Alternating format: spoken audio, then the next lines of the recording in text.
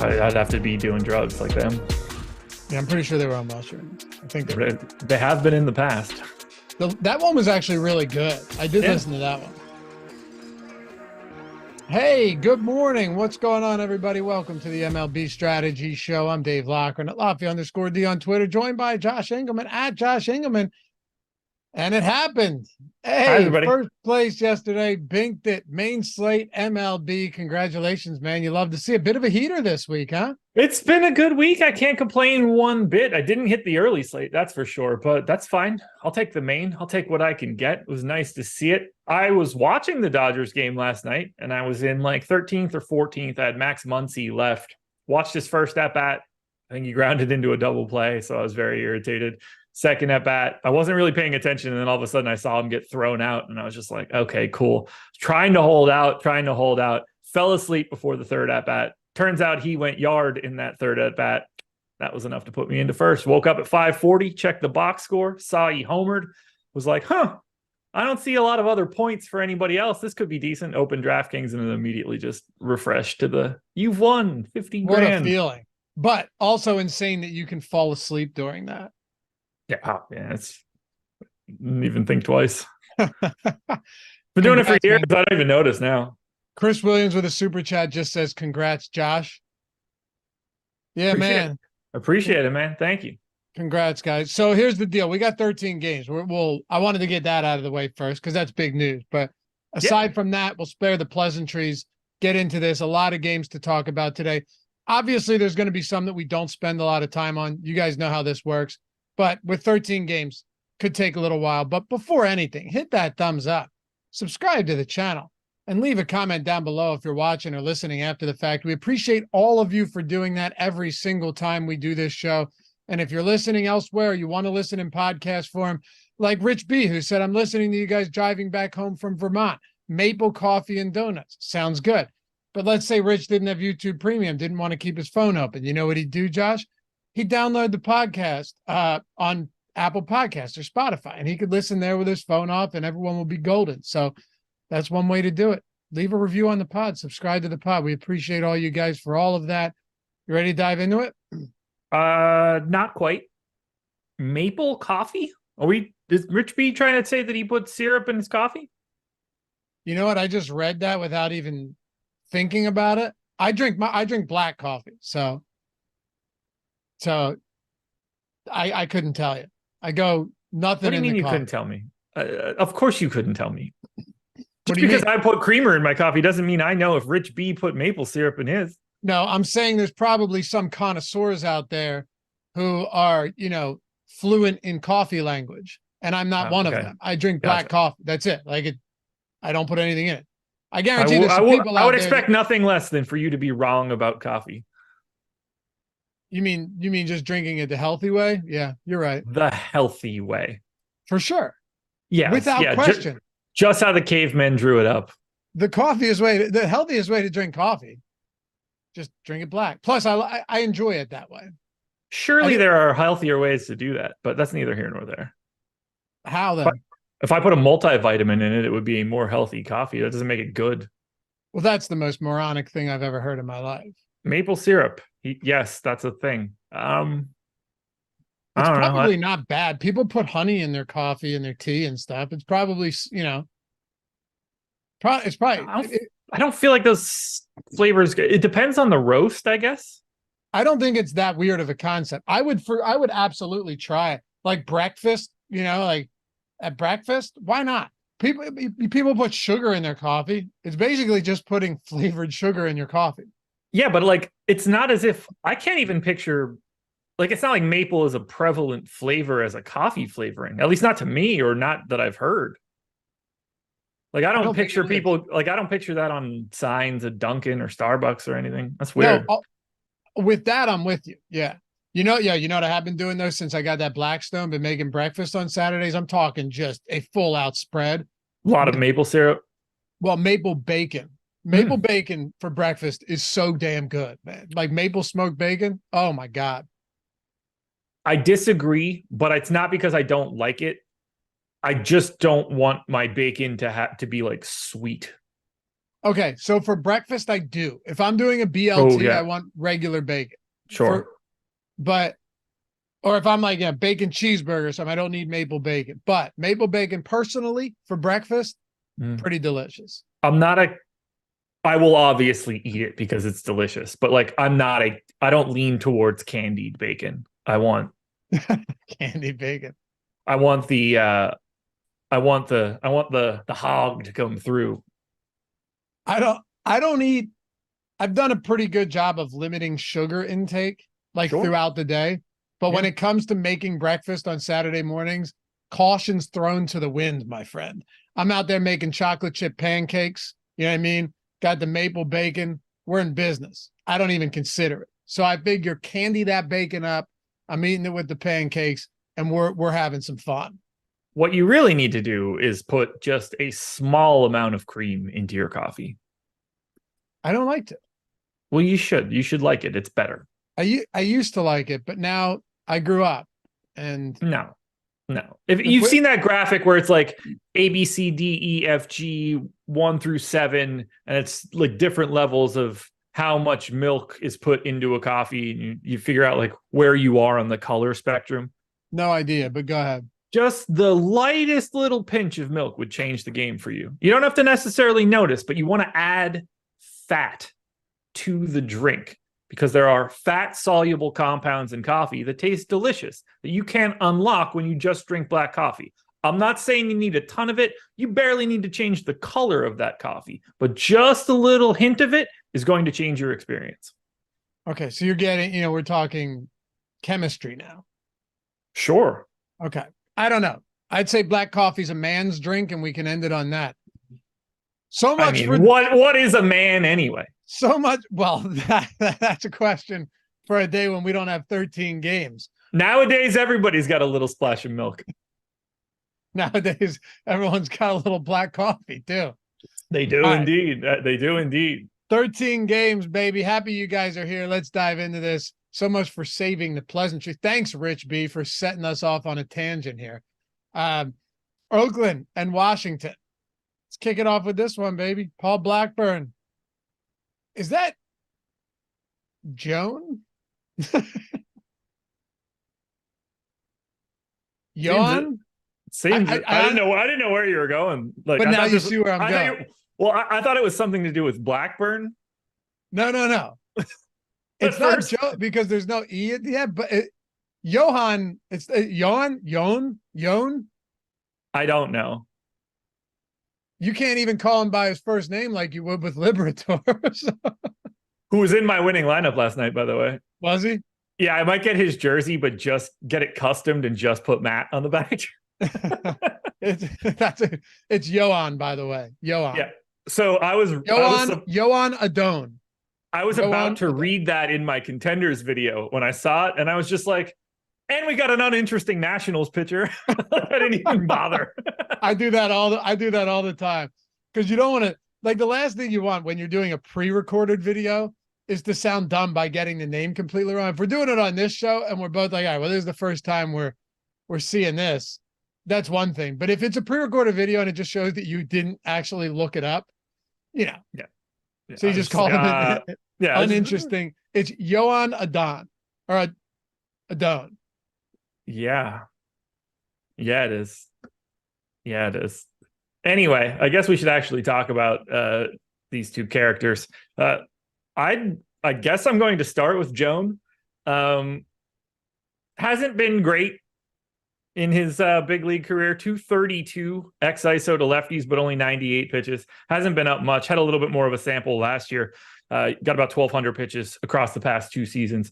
Really gets touched up by lefties, a little bit less so by righties. Not really any strikeouts to be found here, but 6,600 for Joan, taking on the A's, who are not that good of a team. There's a bunch of strikeouts in the lineup. He's 8% owned, and I agree with it. Based on our top 2 pitcher odds and based on the value, when you get a matchup against Oakland like this, it's a solid enough way to pay down. Pitching's really weird today. There's one standout option and then a bunch of guys that look very similar to each other. I have 9%. We got him projected for 8% ownership. I think paying down for basically anybody against the A's if you think they can have like a normal start is going to work out. And then you've got Blackburn on the opposite side who doesn't have as good of a matchup. Nats don't strike out all that much. Blackburn is definitely a better pitcher than Joan, but 6,900, 3% owned. That's about where I have him, and I don't really have that much. So if I'm getting to pitching here, I'm getting to the pitcher named Joan. Okay. Another uninteresting Nationals pitcher. Yeah. 9-run total here in Washington, which for what it's worth, it's August. You're going to hear me say this a lot. Like every total is just 8.5 and up in some of these. Yep. St. Louis, Kansas City's at 10.5. The next game's at 9.5. From a hitting perspective in this game, does anything stand out to you? Like sometimes we might not love either pitchers and we might not love either hitter or either stack, but are there either teams here that you look at and go, all right, you know what? I could get a decent amount of these guys today. Yeah, if it's going to be anybody, it's the A's. I actually have 15 5-man stacks of Oakland today, and it's a value proposition. We have the A's 8th in top stack. They are the number 1 value team on today's slate. By a wide margin, by the way. Yeah, they're 4th in ownership. Seth Brown is getting the bulk of that ownership right now, but they're 8% in the aggregate. They're number 2 in our stack score. The park plays up power. The park plays up runs. I mean, you've got a decent run total for the A's today. That's not something that happens all that frequently. Now, they are not talented in general, but that's not what we're looking for. There are going to be days throughout the year, like the A's are going to win 50 games plus, something in that neighborhood. They're going to be good in those games, generally speaking. The most expensive guy in the A's projected lineup that I have is $4,400 Zach Geloff. Most of these guys are in the 2Ks or the 3s. They've got a couple MPEs. Do I think that they're a little overowned? I do. But I'm neutral to the field on the Oakland right now because I think they just fill out lineups really easily. Okay. Well, it makes sense. Just looking at the value proposition, as you pointed out, it is huge. It's not like they're going unowned either, but they're also 3rd in stack score in the top stacks tool today. So it doesn't make 0 sense. Minnesota and Philly. Dallas Keuchel, 2nd appearance of the season.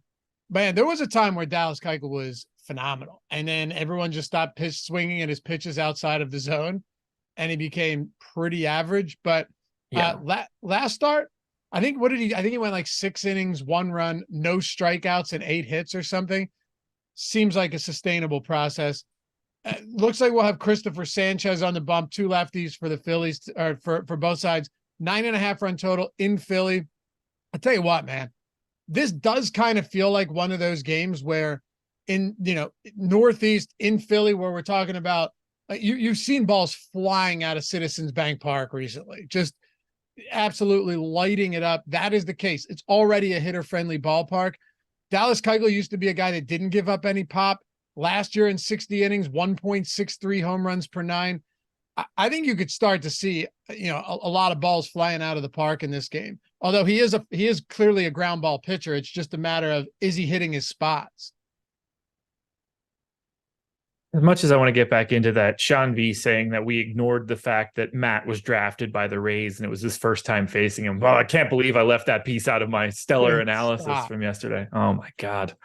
I have Christopher Sanchez right now, and I don't have any idea why that's happening. Well, Minnesota strikes out in an alarming clip. I mean, that's why. I mean, he's pulling sizable ownership right now, 19% owned. I don't expect to have him by the time we get to the end of today. Doesn't project very well via Steamer. I think, starting there is probably the best bet. Now, he has 7,200 against the Twins, but if the Twins lineup looks like it does right now, the way that I have it, Correa, Polanco, Kyle Farmer are the 1, 2, 3. 18% projected K rate against lefties for Correa, 19 for Polanco, 18 for Kyle Farmer.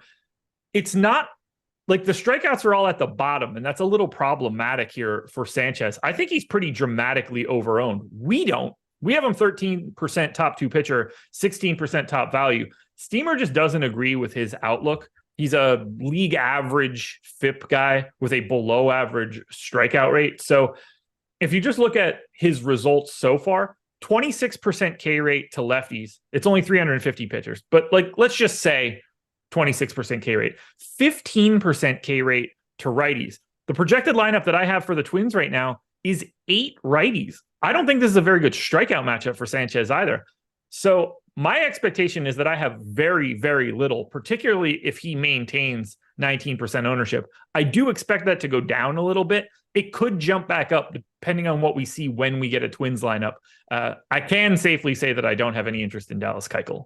I think the Minnesota bats look more interesting than Christopher Sanchez, to be honest with you. Like, he already allows a decent amount of power. I said it once. I'll repeat this. This is not, on August 11th, a good pitcher's ballpark at all, especially, unless you're Aaron Nola or apparently Michael Lorenzen. Yeah. But it's not a spot that's really going to be forgiving. 1.9 home runs per 9 at home for Christopher Sanchez this year. That's problematic, especially if you're talking about what you just said.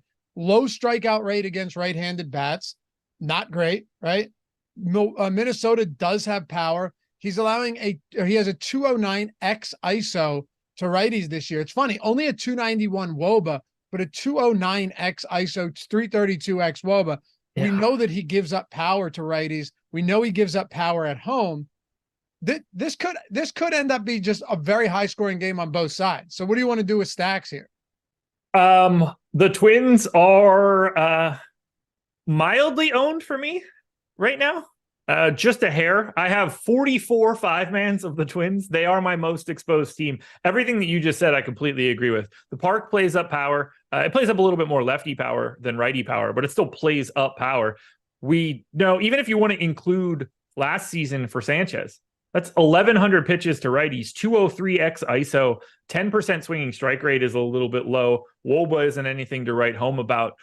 I think there's a lot of righty power here, whether that's Correa, and Polanco has enough, Jordan Luplow, Ryan Jeffers, if he's catching, it's going to look pretty good.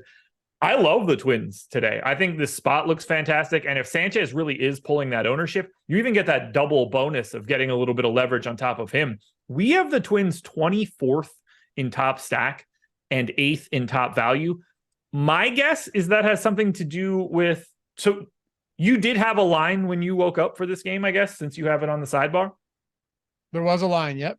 Okay, they didn't have a listed pitcher for Philly, but I think it's going to be Sanchez. Yeah, so we have Sanchez in our ownership, but I think that might be what's throwing this off, because there's no scenario where the Twins are 24th today out of 26 teams. Or that they have a 3.9 run implied total. There's that. No way.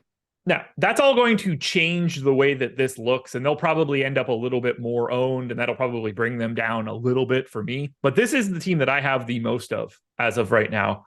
I'm all over getting to Minnesota. Philly has a 5.4 run implied total. Minnesota's 4.4. Yeah. And I don't mind Philly either. They're just pretty expensive at the top. Not as much flexibility as you're looking for. I think their ownership looks fine. I think they're about properly owned. I don't mind picking off one-offs here against Keuchel. Like, if you want to go to any of the righty power that work, I mean, if you want to go to anything, honestly, against Keuchel, I don't think it's all that crazy. He actually, oddly enough, doesn't give up much power to lefties. It's the righties that get to him. So I don't know why I said it like that. That's the way that it should be. But Real Muto obviously stands out. Rodolfo Castro certainly stands out with an MPE for 3K if you want to try to buy some cheap power. I like both sides of this game, but I'm certainly prioritizing Minnesota. Cincy and Pittsburgh. It appears some regression has finally set in for Andrew Abbott, huh? Finally. Not when I watch him. Well, I think I've seen every single start except for the last 2. And his last 2 have been pretty rough. Yeah, they have. 8 walks, 9 total innings, 10 earned, 8 strikeouts. I haven't looked deeper into the numbers, but he got tagged a little bit in those games against the Cubs and then against the Washington Nationals. You got him going up against Pittsburgh today. Favorable ballpark, obviously, for pitchers. 9-run total here, though. Pittsburgh is slight actual home favorite. What do you think about Andrew Abbott or Johan Oviedo? $9,800 for Abbott, probably a little bit too expensive here. The park should help him out quite a bit just for how much it limits righty power, but I don't really love it as a strikeout matchup. The run total doesn't look all that great. I do think he's probably under-owned at no ownership, but I think he should probably be around like 6% owned. So there's not a lot there that I'm missing out on. If you want him to be a pivot, I understand it, just because Pittsburgh's an average at best team. Today doesn't feel like a day I'm going to Andrew Abbott. Unless you really need to get different, it doesn't strike me as that kind of spot. But there's certainly a lot of upside. Do you have any interest in Oviedo against the Reds? He's a weird dude because he doesn't project all that well in the major projection systems, but he's been a bit different this year than he has been in the past. That kind of stops me from getting him to some degree. 175 x ISO, 205 x ISO to lefties, but he does bump that strikeout rate up. So he gets a little extreme in both directions. I have 4%. I think he should be 7%. He's 11% owned. Somewhere in that 5 to 10 range seems to be where you should be for Oviedo. And, around 5% is probably where you should be for Andrew Abbott. I don't mind if you want to go to a little bit more Oviedo just because he's only 7K. I think that plays really well in Pittsburgh, but I don't see either guy as a priority. As far as bats go, we have Cincinnati with the 9th highest top stack probability in the top stacks tool, but also super low value score, low stack score as a result of that. Not getting a lot of ownership, but Pittsburgh on the other side, 2.8% top stack probability, 2nd highest value score behind the Oakland A's, who we talked about. So they look okay here against Abbott. You want to get to any Pittsburgh or Cincy? I have barely any of this game. I think that I'd be more likely to get to the Pittsburgh side, but they are getting at least a little bit of ownership. It's just because they're such a good value stack. We have them 2nd in top value. They're only behind the A's. They're 5th in stack score, 5th in ownership. I mean, only Cabrian Hayes is in double digits. It's single digits everywhere else. The problem for Pittsburgh, if their projected lineup holds, it's a lot of outfielders in their first 5. It just limits their flexibility a little bit because the bottom of their order really is dog shit. So I don't really they're just sort of filler at best. Similar story on the Cincinnati side. I don't see anybody that immediately just jumps out. Ellie De La Cruz is fine because he's in a leadoff spot on the road with a third base shortstop MPE, but he's already 6K. So you're getting what you pay for. This is a game that I mostly just want to stay quiet. I don't have a lot here. Let's talk about the Cubs in Toronto then. You got Javier Assad going up against Jose Berrios. Assad threw 83 pitches last game, didn't get through the 4th inning, but he did throw 83 pitches. He's starting another game, so you'd assume his leash isn't that short. But you're talking about a guy too that's made 20 appearances this year, only 2 starts. Even so, though, like 19% strikeout rate, 11% walk rate. He's done a decent enough job of limiting runs, but 4.55 xFIP doesn't seem like the best spot unless I guess you're chasing value here at $6,000. Yeah, I don't have any of Assad right now. I think he's properly owned at nothing. I just don't know if he goes deep enough into the game. I have him for 4 1/3. By the way, we got 5 innings out of Kershaw last night. Yeah. Okay. I actually didn't look at his pitches. I'll look that up the next time you do a read or something like that. It climbed throughout the day. Like it just seemed like he was just going to be allowed to go out there. But when I was watching it, they brought out Ryan Yarbrough in the 6th, and I was like, shit, that sucks. Anyway, it was around what I expected. 5 innings, 67 pitches. There you go. But he was underwhelming, no less. I mean, 4 strikeouts. So yeah. And he started to cruise a little bit. He didn't, like in the 4th and 5th, he didn't really throw a lot of pitches, and I thought they were going to start letting him go, and then they pulled him. Yeah, pretty abruptly. It's really weird. I ended up with a ton of them by the end of the day instead of the 0 that I had in the morning. Yeah. Anyway, it all worked out in the end. Jose Berrios. Let's talk about him, I guess. A guy that's just been a roller coaster for me in general. 25% K rate to lefties this season, 21.5 to righties. He is giving up a bit of power. That's no different than it has been in the rest of his life. 7% owned seems about right. Not a spot that I really want to get to a lot. I think righties are probably a little bit more interesting here just because Toronto plays up a little bit more righty power, although this year has been a bit different. Probably not getting to much of the pitching. Doesn't seem like that spot. Neither guy has a double-digit odds of top pitcher or top value. So we'll go ahead and skip pitching. Yeah, I listen, we got 13 games. We don't need to spend time on everything here. Cubs and Toronto, as far as stack score goes, where you're looking at ownership, you're looking at value, top stack probability, all of that good stuff. They're both in the bottom. Well, Chicago's in the bottom half of stack score. Toronto's at 3.7. They're like top 10 or something. But as you, I'm sure, already know, there's like 20 teams between 2 and 5% here. If you're getting to anybody, it's going to be the Toronto side. I think there's just a bit more upside, although one-offing some Cubs seems reasonable. 5% aggregate ownership coming into Toronto right now. Best bet you're going to get to is probably Vlad. A guy that's owned the most right now is Brandon Belt, the $3,200 first baseman. Unfortunately, if you're trying to roster Toronto, you got to pick between Belt and Vlad. You can only roster one of them. This is a team that I think I'll be more likely to get one-offs, 2-mans, 3-mans. I only have 6 stacks of the Blue Jays right now. I like their filler power generally. I'm not getting to nearly as much as I would have expected here. I honestly don't really know why, other than maybe just a flexibility thing. They only have Merrifield with the MPE, but I like the run total for Toronto. The park's totally fine. I think ultimately they end up being a middle of the pack team. Atlanta and New York Mets, Charlie Morton, Tyler McGill. I don't think we need to spend much time on McGill here. We're on the Braves game? Yeah. So Adam's finally awake with a hangover, so I'm starting to get some DMs. Yeah, I got one from him too about 14 minutes ago. Okay. If I come to Philly, can I borrow a gun for this hangover? Evidently, that's not the only gun message that he sent. The guy wakes up and his mind is running with some morbid stuff.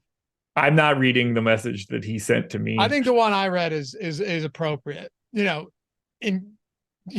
Appropriate as it gets. But yeah, please don't. Instead, let's talk about pitching for Atlanta and the New York Mets. Let's do it. The only guy you're probably looking at is going to be Charlie Morton. He's 6% owned right now at 9,600. It is a relatively difficult spot against the Mets. There's not a ton of strikeouts at the top of their lineup. Morton is not the guy that he used to be. Age gets us all, although I am aging like a fine wine. So there's also that. Morton, no problem getting the lefty strikeouts. A little bit more trouble getting the righty strikeouts. Righties have touched him up this year. Look, he's 6% owned and he probably should be. I don't think there's a lot to write home about in this one, other than it is a pitcher's park. It does help him a little bit, but there are better options out there that we are certainly going to get to. I have 7% of Charlie Morton. I don't want to advocate too hard for anybody that if I'm only getting 7% of them. Atlanta, no surprise, highest top stack percentage on the slate at 9.2%. So the likelihood that they are the top stack is almost 10%, which on a 13-game slate, relatively high. You're going to have to pay for them though, Josh. They're going to have some ownership, not all that much, but you're definitely going to have to pay for them against McGill. You're not getting a whole lot of Mets ownership here. I think the real conversation is what do you do with expensive Braves bats again? This team's like a minus 180 to minus 300 favorite no matter where every single day they're on the slate. Yeah, I don't have much here. I end up using Acuna, Albies, Riley, and Olsen as just like the filler for the rest of my stacks. I'm half the field in aggregate ownership. They're the number one stack. I get it. They look like a really good team. They're actually number two for me, but it's neither here nor there. I think they're probably right around properly owned. It costs an arm and a leg to get there. You do have there's a lot of high-end pitching that isn't pulling much ownership.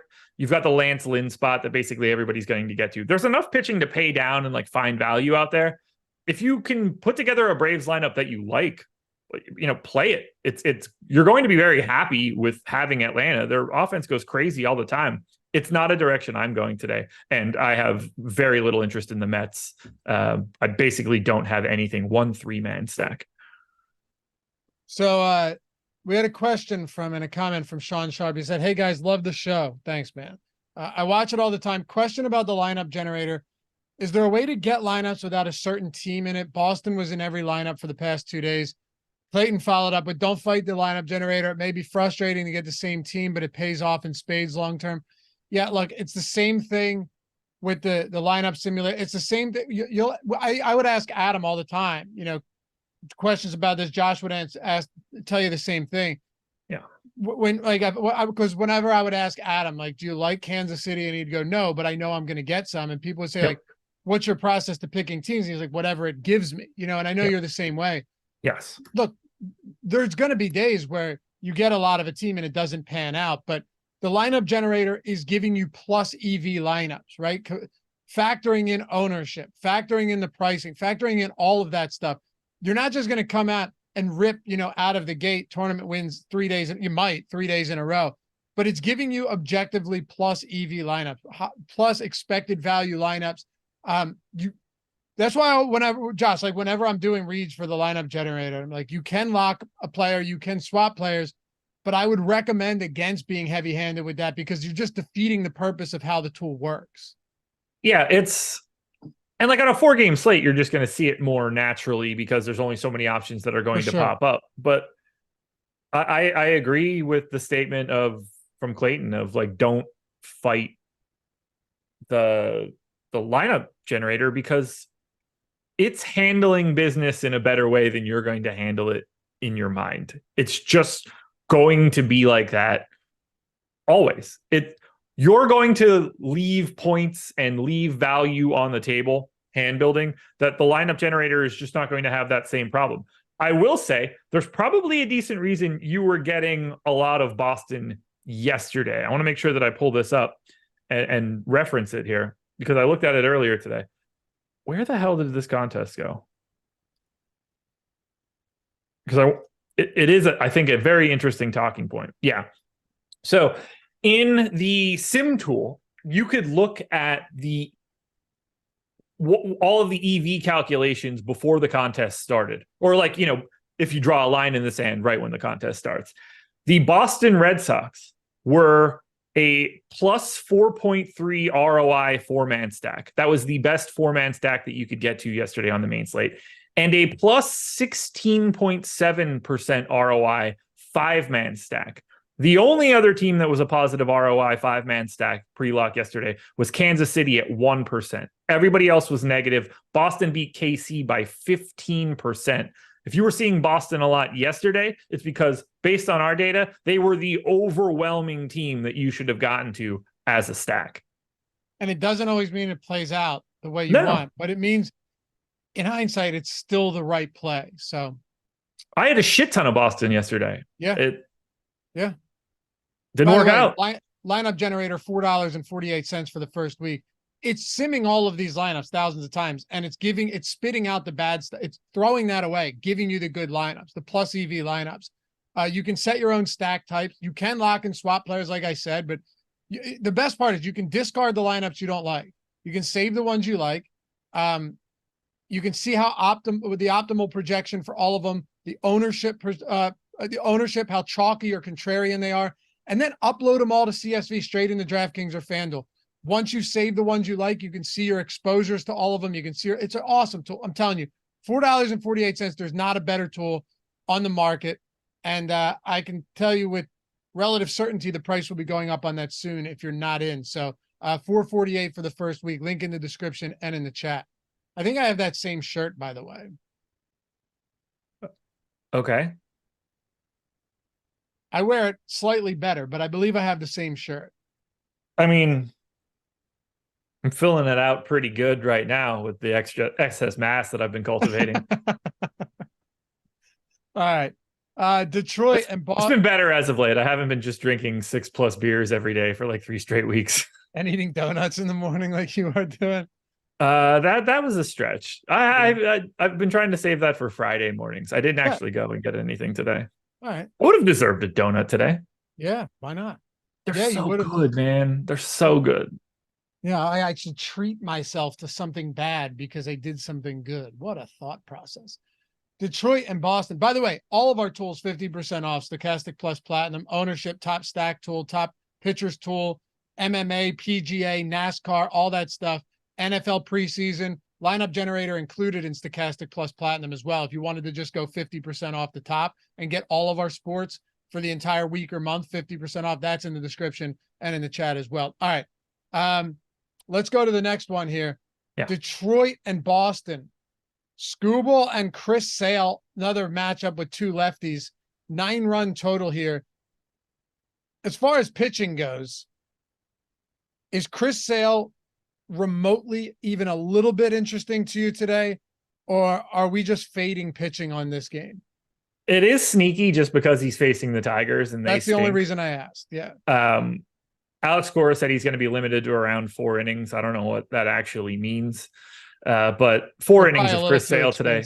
Yeah. Like 7,900 helps. It at least makes you originally think, but he came out 3% in our top 2 pitcher tool, 2% value. It's the same place that I have him. I'm not getting to Sale. Doesn't really seem like a day where you should be. And Skubal on the opposite side is a strikeout pitcher, but 5.5 run implied total today for Boston. You're going to find better spots to take Tariq Skubal. If you're taking one of the pitchers here, you're probably going to take the shot on Skubal since he could actually go a little bit deeper, but I think you have to pass on pitching here. Do we get to hitting that? Unfortunately, right now, yeah. So I got the Tigers more than the Red Sox today. I figured by your initial reaction that would be the case. Yeah. Yeah, there's not a lot to say. Like, it's the Detroit Tigers. They're not good. They're 17th in our top stack tool, 6th in top value. I have basically the same value. These guys are very cheap. Riley Green at 4,500 should be the cheapest Tiger in the lineup. I'm a little bit higher on their top stack odds. Not that it's anything crazy, but I have them 14th. They're unowned, basically. 8% to Matt Vierling in the leadoff spot, a $3,500 MPE on the road. I don't mind 8%. Everybody else might as well be free. I've got quite a bit of the Tigers at this point. Seems like this is going to be a place that I go to grab a little bit of value. Not sure that I'm excited to face Chris Sale, but hey, it's his first start back. You never know how he's going to be feeling. Maybe he's feeling a little rusty. Walks somebody, and then Spencer Torkelson puts one in the cheap seats. Maybe we get lucky there. But for right now, it appears that I am using the Detroit Tigers as a value team. Keep your eye on them for later today. But as of right now, I have them. I do have a little bit of Boston, too. They're 11th in top stack, 16th in top value. I'm a little bit heavier on both sides of that. They're not a fun stack because they go outfield, outfield, outfield in their first 3 spots. That just limits your flexibility a little bit. But they are in a situation where runs play up in Boston. Their run total looks pretty damn good to me for today. And if you're just trying to evaluate Skubal, it's not going to be a good spot. This dude doesn't get touched up all that much. Lefties just don't touch him at all. Righties, 131 x ISO over the past 2 seasons. On paper, it's a bad spot for Boston, but the run total's carrying enough weight that I'm happy to get to some. It appears, though, that the Tigers are the team I want more. All right, well, now we're getting to an interesting game. St. Louis and Kansas City. Highest total on the slate by far.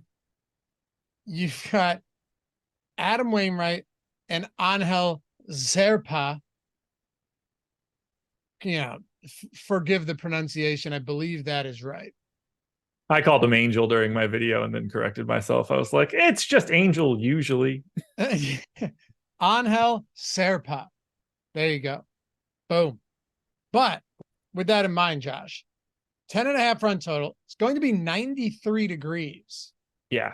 In Kansas City today. I know that this might not be the most favorable hitter's park in baseball, but you throw these arms in there with these type of temperatures. I guess there's a chance of rain, but for the most part, it looks like we could be okay. Listen to this. The highest stack score in our top stack tool right now, St. Louis. The third highest, Kansas City. Top stack probability highest or second highest, St. Owens. 5th highest, Kansas City. Kansas City ranks up there in top value score as well. St. Louis isn't far behind. across the board, they're going to get ownership, specifically Kansas City, because they're pretty cheap. But this game just looks like a hitter's haven on both sides. Yeah, it really does. All of my data looks the same. We can quickly say don't roster the pitchers. That's why I'm just going straight to bats here. There's no need. But yeah, like I've got the Royals first and the Cardinals second. You know, we've got it Cardinals first, Royals third. We're quibbling about the order of these things, but all of these teams look really good to me.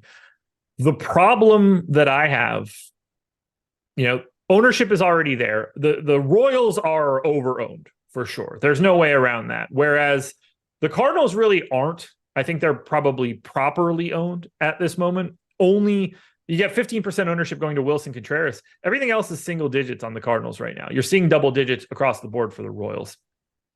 I'm underweight on both of these teams, the Royals and the Cards. And I think the driving factor is the park factor's power.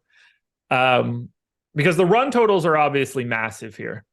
But I don't think that there's a lot of raw power in the Cardinals lineup outside of the core, the Witt, Massey, Perez, Melendez stuff. Everybody else, not all that interesting. There is a lot more pop on the Cardinals side. But this is a park that has an 81 park factor to righties and an 80 park factor to lefties for power. It's a park that just naturally stops home runs. And on a 13-game slate, home runs are going to be the thing that gets you where you need to be. You like games where it's just runs. But that's going to be a day that I like a little bit more on smaller slates where you don't necessarily just have to only have home runs. Today, home runs are what get you where you need to be. And this is the park that limits them in a big, big way. So I think that I'm going to be using the Royals and the Cardinals primarily as filler, but I don't want that for me to come off and sound it like these aren't good teams. This is the best game you can get to overall for offense. And the ownership is showing that. Second in ownership for the Royals, third in ownership for the Cardinals. These guys grade out really, really well. I don't expect to have a ton of 5-mans as of now, but I'm expecting a lot of Royals and Cardinals to fill out the rest of my lineups. Okay. I like that. I mean, look, this game with a massive total, both teams with run totals about north of 5.5. Yeah, not a ton of lefty power, but it's going to be hot as hell there, dude. Balls will be flying. Milwaukee and the White Sox, Corbin Burnes, Michael Kopech, 8.5 run total here. Milwaukee's a big favorite on the road, minus 175. Yeah. Pulling up the top pitchers tool and looking at this, you look at top 2 pitcher probability. Lance Lynn is certainly up there against Colorado. They are massive favorites today, and we'll talk about that one later in the show. You got Castillo, then you got Blake Snell, and then Corbin Burnes comes into the mix, 14.3% there. Looks pretty good from a leverage standpoint, too. Only a 7% ownership. So it's not, is he a decent pitcher in this spot with decent K upside? We know all of that is true. It's among all of these other high-priced pitchers, how often can you get to a Corbin Burnes comfortably? I don't think it's a lot. 11,200 as the most expensive guy here in a matchup that doesn't really breed a ton of strikeouts. Like, it looks good on paper. It's really hard to justify that salary today. I have 5%. I agree with our top 2 pitcher odds. I think he's probably like a 10% pitcher today. 7% ownership seems about right. He's probably like a hair under owned, and there's enough value in hitting to easily get to Burnes if you want to.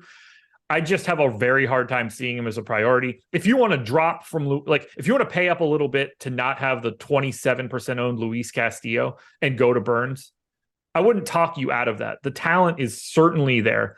29% K rate to lefties over the past 2 seasons, 27 to righties. It's basically the same for this year, except he's not striking as many righties out this season. Something to keep an eye on, I guess. But Burnes has no problem getting Ks. It's just not that kind of K matchup. I don't want to spend that money. And I don't have Michael Kopech for anything all that crazy. Run total for the Brewers is problematic for Kopech. Has some strikeout stuff, but 8,600 is just not going to get it done. Under-owned at 1%, but this is the guy that you shouldn't have more than like 8% of. Yeah, it's an interesting spot because, Milwaukee, 94 WRC plus versus righties, 23rd in the league. 151 ISO versus righties is 23rd in the league. 22.4% strikeout rate, all of that stuff. But then you just consider, like, Kopech has had serious power problems this season. I mean, Yeah. Real serious issues. And that's probably why you're going to see some ownership go to this Milwaukee Brewers team as well. They're getting 5.1 top stack probability. Not bad. That's like tied for between 5th and 7th. They're getting a lot of ownership though. Kopech's allowed a lot of power. Dude, north of 2 home runs per 9 this year is troublesome when you're almost in middle of August. I'm going to assume that some of this ownership goes away. It's a great spot against Kopech because he gets bludgeoned. 251 xISO to lefties this year, 200 to righties. If you add in last year, we're still at 170 to righties. Like, he gives up a ton of power, puts guys on with walks. That's where it starts to get problematic. But we have them 7th in top stack, 8th in top value. I have that flip-flopped. I have an 8th top stack, 7th value. They're number 1 in ownership. Now, maybe that goes away. Maybe it's just because of the MPEs at the bottom of their projected lineup and that goes away. But Mark Hanna is 15% owned. I think he might be like the most over-owned guy in GPPs. Bryce Terang, also 14% owned. I think dramatically over-owned. I think the bottom of their lineup is pulling way too much ownership. This is an easy fade for me. I essentially don't have them, just a small amount of Yelich. They're the most over-owned team. I understand why it's happening, and the ceiling is massive against Kopech. But on a 13-game slate, it's going to be really hard for me to get to a lot of a team first in ownership that I have basically 8th overall. And I assume you're not getting much of the White Sox either. No, I don't want to target against Corbin Burns. Angels and Houston. Before we do, though, free money alert. Ooh. Little jock market action. Haven't talked about them in a while, but they've got a pick 'em format. And they've got, I mentioned this on NFL Live before lock last night, an exclusive offer only for stochastic viewers and stochastic people, which is pretty sweet. Stochastic 10, STOKASTIC 10, till 5 p.m. tonight. Free square on Justin Verlander, over half a strikeout, plus 100% first match deposit bonus up to $100. Spread your money out, boys. You know, they say you never want to spread yourself too thin. I would argue that that doesn't apply to pick'em and, traditional sports betting sites. I would say you want to spread yourselves as thin as you possibly can and still be able to get action down on all of these sites. Jock Market's saying, all right, hey, you use the promo code Stochastic10, you get the free Justin Verlander square, over half a strikeout today. Lock that in with Stochastic 10 when you sign up. Link is in the description and in chat. You click that link, and then when you sign up, you use Stochastic 10, and you're getting 100% deposit match bonus up to $100. If I'm someone that goes, I got a lot of money over here, I got a decent amount here, why don't I spread that around? I got this sitting around. I'd like to double this and also get a free square and get the most plus EV card on any slate tonight across any pick'em site. I would say that's a good idea. It's just get every bonus, get every free square, get every single thing you can. Hey, if you want more plays on Jock Market, Odd Shopper Pick'em's got some Jock Market stuff for you. Make sure you're using that as well.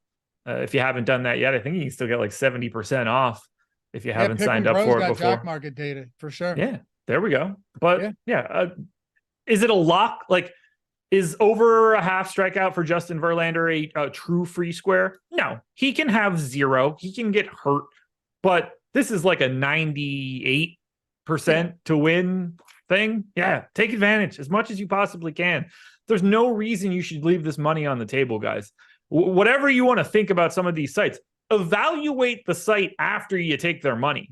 If you find out you don't like it in the end, you can just withdraw down the line whenever you've worked your way through all of this and go to the sites that you want to go to. But take everything that you can get out of the gate first and then figure it out then. Exactly. Don't do it in reverse. That's just going to cost you money. 6.5 strikeout prop for Verlander. The over is at -115, unders at -115. So, yeah, sorry, around 6-7 strikeouts here. It's not like an under 99 home runs, but it's as close to a free square as you're going to get. Plus, they're giving you $100 for free when they match that up to 100%. So link in the description and in chat. Stochastic 10 is the promo code. If you want to get that free money and the free square today, signing up on Jock Market. All right. LA and Houston. Reed Detmer's end. Justin Verlander. Justin Verlander going up against the Angels today. We have him, Josh, ready for this? As the second highest owned pitcher behind only Lance Lynn today at 29%. Interesting spot here at $9,400 now that he's made his way back to the Houston Astros. On the other side with Reed Detmers against Houston, we have him at 1% ownership. The guy's got some strikeout upside, but a pretty tough matchup here. Yeah, I don't think you really get to Detmers at 8,400 here against the Stros. They don't strike out ever. That's just going to be a difficult journey for you for Detmers. He's good. Like, it doesn't make me want to get to Houston, but it doesn't necessarily make me want to get to Detmers. Verlander is the guy that we need to talk about. This season's been a little interesting. He's had some power problems. 177 x ISO to lefties, still striking out 26% of those guys. 160 x ISO to righties, only striking out 23% of righties. I've got a bunch of Verlander as of right now. I project him a bit better than we do. We only have him with a 13% chance of being a top 2 pitcher. I can't really understand how that's the case if the Angels have a sub 4 run total here. That seems a little low to me. I'm a little bit higher on Verlander, and it shows in my exposure. I'm about 42% Verlander at that 30% ownership number. I do think he's a hair over owned. But not by anything all that dramatic. And like, I don't evaluate individuals like that. There's just not a lot around him that I would want to pivot to. But if you wanted to swap out a Verlander for Morton, I think that's totally fine. But I do think that he's the second best pitching option you can get to today behind Lance Lynn. With that in mind, do you like Houston bats at all today against Reed Detmers? He's not getting any ownership. Like I said, he does have some K upside. 153 x ISO versus righties, though. 144 x ISO versus lefties.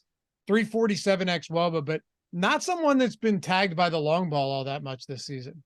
No, not at all. He should find some success at the bottom of the order of the Astros to scoop up some strikeouts against righties. But this isn't a good spot here for Houston, even with a solid enough run total. It's not a park that aggressively pays up power, and Detmers just isn't a guy that gets like truly touched up.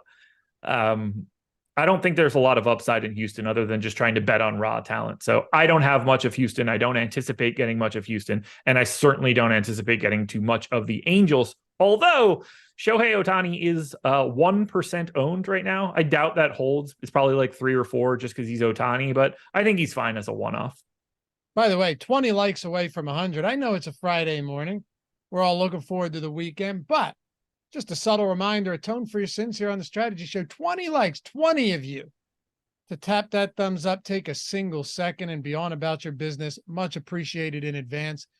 Blake Snell's going up against Arizona today and Ryan Nelson on the other side. I got to say, Blake Snell, obviously a very good pitcher, strikeout rate at 31%.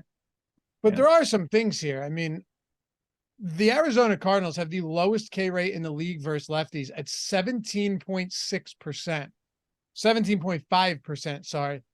They haven't produced a ton of power against them. 92 WRC plus. All that looks rough. But as far as making contact and not striking out, Arizona has given southpaws a tough time.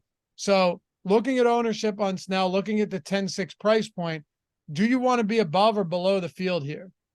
I couldn't figure out what you fucked up there. And I was racking my brain. You called them the Cardinals. Oh, did I? Well, I've been doing football content. Yeah. So. Well, I started thinking, I was like, oh, am I looking at this wrong? And then I was like, why is he just reading off Cardinal stats? And then you corrected Cardinals to Arizona. And that's when it caught in my head that you went. Makes it even more difficult when I'm doing football content that there is an MLB team named the Cardinals as well. Yeah. So I did it a couple of days ago when I did the solo show. I called a catcher a center.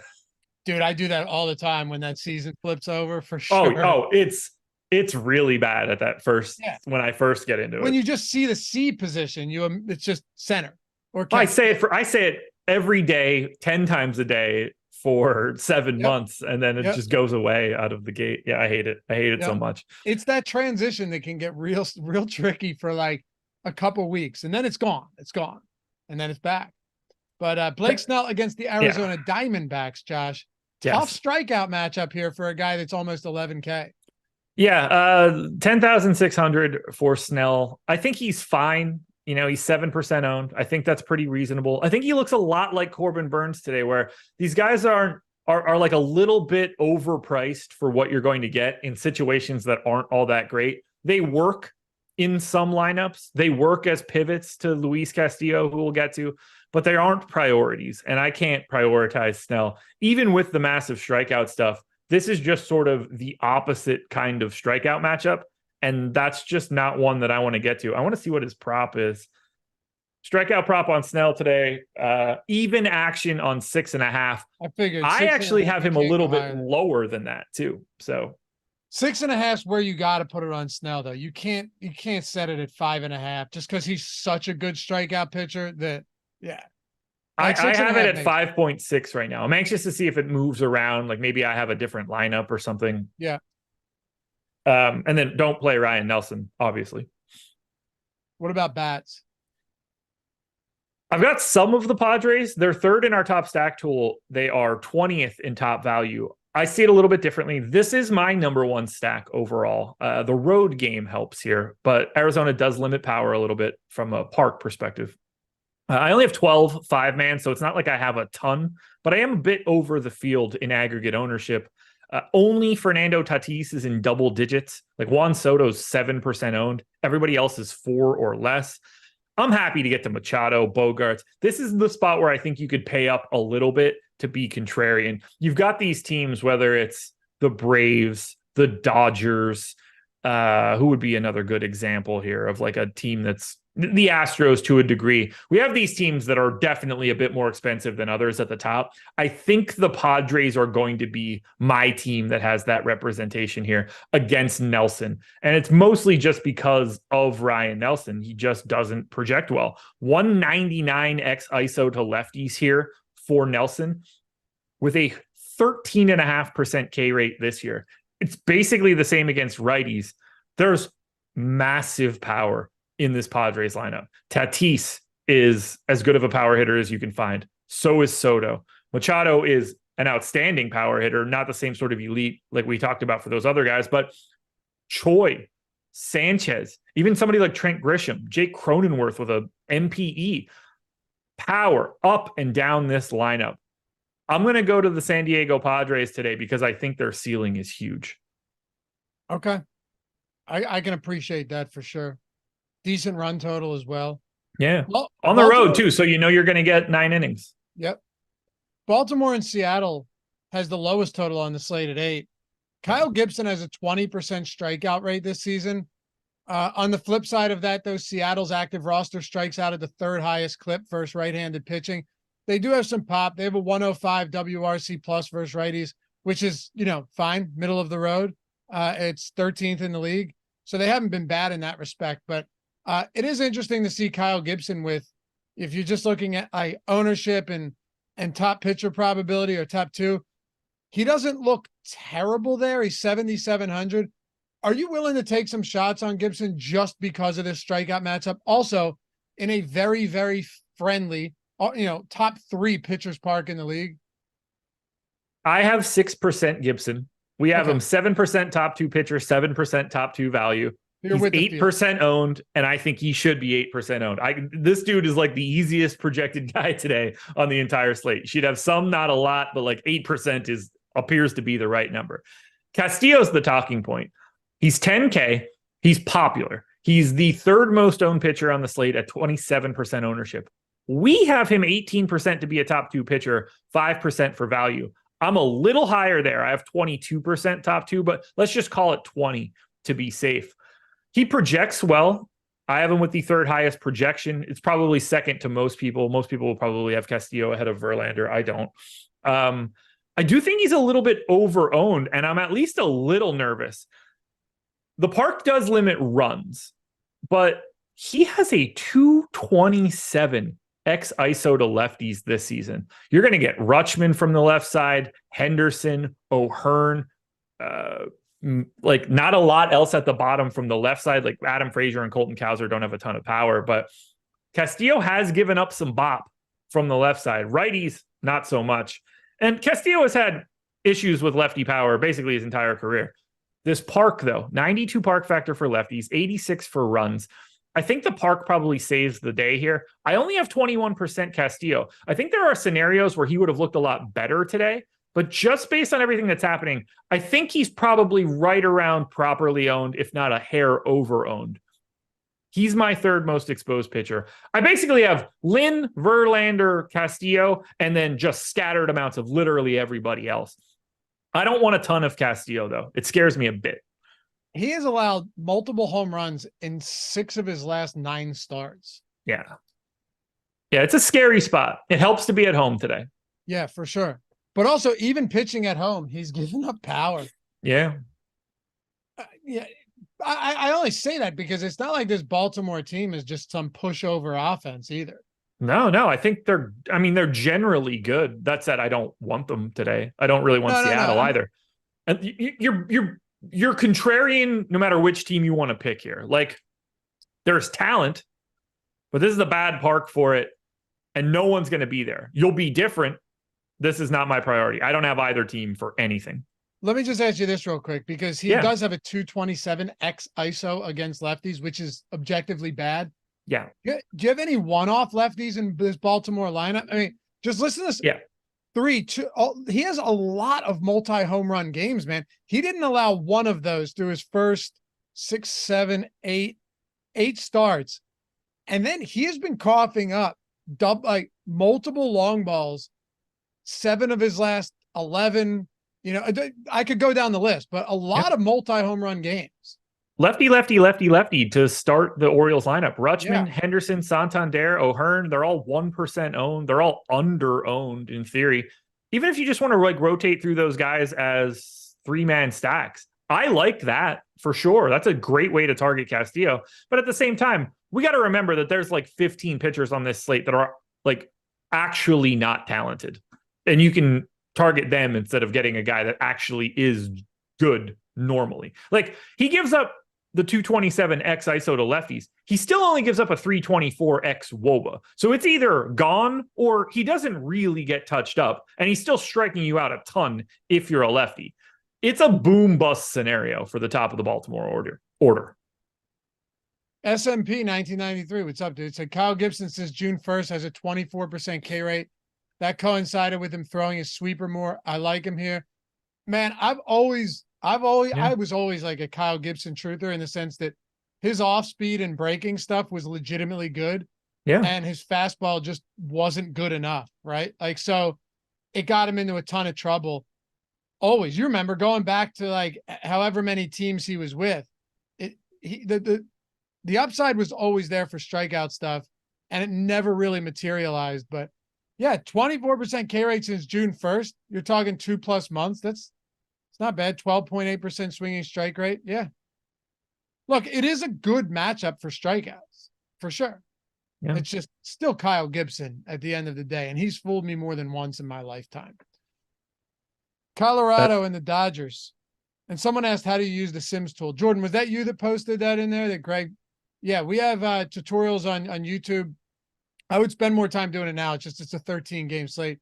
Greg tweets one out every day how to do it. The process is super simple, but yeah, check those out, and it should help you out quite a bit. If not, hit us up on Twitter and we can help you out with that. Colorado and the Dodgers. Colorado plus 250 money line dogs on the road going up against Lance Lynn. The Dodgers are minus 290 today, Josh. So Lance Lynn, 54% ownership, 26% top 2 probability. He's 8,900. Extreme negative leverage here, but he's sub 9K going up against a terrible, terrible team. Second highest strikeout rate in the league versus righties. How many lefties do you suppose will be in this lineup today? I only ask because Lance Lynn is god awful against lefties, and he's god against righties. 3 or 4, probably 4.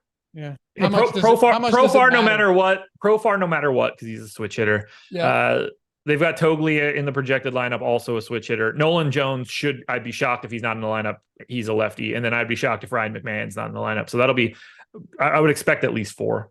And that said, Lance Lynn should absolutely be 54% owned. 8,900 is an insane price tag for Lynn for this spot.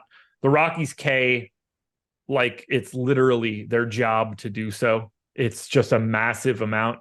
And it's not just my strikeout projection. The line's set at 8.5. It's a pretty firm under. It's minus 152 to the under, but we're still looking at something north of 7.5 strikeouts for Lance Lynn. His K prop is at 8.5. Yeah, it's shaded pretty heavily to the under, but still. I mean, he strikes out 30.5% of righties this year. And that's just going to happen today. You're worried about the park. It plays up power in a big, big way, but it doesn't play up runs in a way.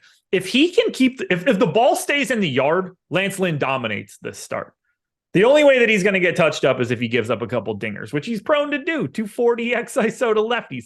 Lefties have no problem with it, but Profar doesn't have a ton of power. Ryan McMahon does. That'll be a tricky matchup for Lance Lynn. Nolan Jones does. Toglia has some, but there are also a lot of strikeouts in this one. There is bust potential for Lance Lynn, but I don't see a path where he's not the clear top option. He's the first guy you're putting in a cash lineup by a mile. If you build a cash lineup without Lance Lynn, quit everything you're doing in DFS. You'll never get it right. He is the cash guy that you got to have today. He is the guy that I'll have the most of. If 1-2 is in chat today, I've got 88% Lance Lynn. I don't expect that to go anywhere. When you get to face the Rockies, you just got to jam and hope that today isn't the day that the Rockies go crazy. So I'll simplify this a little bit. We'll skip Austin Gomber. We'll skip Rocky bats. How about these Dodger bats today? 4th highest top stack probability. They're expensive for sure, but they're going up against a lefty who has struggled at times in the past. They're massive favorites with a 5.7 run implied total. I have no issue with it. I lump them in with the Braves, lump them in with the Padres. Like I'm getting to more of the Padres than the Dodgers, but it's all sort of the same equation. You got Gomber on the opposite side. Certainly nobody that is scaring anybody on the Dodgers. It's Austin Gomber, 266 XISO to lefties, 194 to righties. He's having an absolutely dreadful season. He's got a 415 X WOBA to lefties this year. Yeah, not great. No, not at all. So the Dodgers look fantastic. This park plays up a ton of power. There's plenty of flexibility. 4 guys with MPEs in the starting lineup. In the projected starting lineup. Will Smith sat yesterday, so he should feel fresh as a daisy for today. I just don't have a ton because they're so expensive. I picked a different expensive team. If you prefer the Dodgers, please roster the Dodgers. I will not talk anybody out of it at all. Only Mookie Betts is in double digits in ownership, and he should be because he's Mookie Betts. So the last game that we've got today, and by the way, before we go, appreciate you guys getting us to 100 likes. Much appreciated. So somebody just said, skipping Gomber when Block almost blanks him. Yeah, because this doesn't mean anything. I mean, hold on. If you think it's appropriate to play Austin Gomber today at 5,700, you'd be wrong. Yeah, go for it though. I mean, you're 100% incorrect. Yeah, but go for it. 15% K rate to righties this season for Gomber, 14 for lefties against the all-star team of the LA Dodgers. But yeah, Ty blocked at it yesterday, right? 15% K rate on the season overall. 15% K rate. And you know what? Even if you wanted to look at this a little bit differently and go, yeah, well, he pitches at Coors. 15% K rate away from Coors Field as well. 1.4 home runs per 9. 511 xFIP. He's got a 3.5 K prop today. Yeah, go for it. Yeah. But anyway, Texas and San Francisco. Oh, yeah. Just in case I didn't say it, by the way, don't roster the Rockies bets. Yes. That said, I'm sure they'll be the highest scoring stack now. John Gray getting no ownership at all. Nah. It is crazy, too, because you would, in another world, John Gray looks like a really good play here against San Francisco, with some strikeout upside in that lineup in San Francisco, but just hasn't been there this year, man. And that price point doesn't really make a lot of sense. Like he shouldn't be 8,100 if Lance Lynn is 8,900. No, not at all. 8,100 for Gray. He's the right price, I guess. And it's always great to pitch in San Francisco and get power to be limited. He's 6% top 2 pitcher, 5% top value. That's not all that appealing. The strikeout stuff just isn't there the way that it used to be in his career. 20% to both hands. A little bit of problems with lefty power, but that's not all that important. He's just not interesting, and neither is Ross Stripling on the opposite side. At least Stripling's 5,600, but he's got a way worse matchup. Well, maybe not a way worse match. He's got a not great matchup against the Rangers. And he's Ross Stripling. Like, he gives up a bunch of power. He does strike out lefties. I'd rather just really not have either guy other than just random lineups where they show up. Okay. What about bats? It's not a great park. 8.5 point total, though. Yeah. Thoughts on bats to wrap this show up and send everyone about their business on a Friday afternoon or morning still here? I'm very happy to not be getting the Giants. I normally do, and I hate it. And I'm not getting them here in San Francisco. I had nothing to advocate for. 19th in our top stack, total 20th in ownership. They're properly owned. Similarly, the Rangers are 13th in top stack, 18th in ownership. If you want individual bats in this game that are of talent, if Corey Seager is a guy that you want to roster at shortstop as a one-off, always fine. And I think probably under-owned at 2% ownership. Same for Marcus Semien. These guys are all just like positive leverage plays outside of your main stack. I don't anticipate having the Giants or the Rangers as stacks. Appreciate you guys watching. As always, 13 up, 13 down. Follow Josh at Josh Engleman on Twitter. Congrats again, man. Big win. Thank Happy you. to see it. Me Follow too. me at Lofty_D. I'm going to go do some preseason NFL content. And thank you to Jordan Klein for producing this one. As always, if you jumped in late, Jock Market, free square. For Stochastic guys only. Stochastic 10 is the promo. Click that link in the description or chat. Get that Verlander free square and a first match deposit bonus. 100% up to $100. Very nice. We'll see you guys over there, and we'll see you back here for the deeper dive and live before lock tonight. Peace.